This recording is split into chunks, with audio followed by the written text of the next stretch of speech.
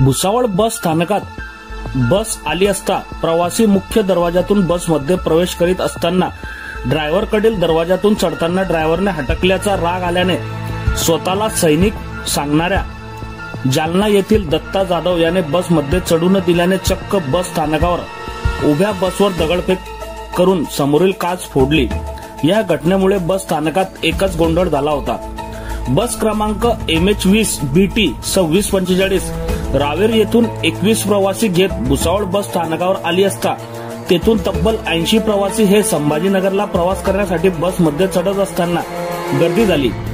सुटीवर आलेल्या जवान दत्ता जाधव राहणार जालना यांचे बस चालकाकडील दरवाजातून बसमध्ये प्रवेश करण्याचा प्रयत्न केला, मात्र वाहकाने येथून चढू नका असे सांगताच त्याने बसच्या दर्शनी भागाची काच फोडली।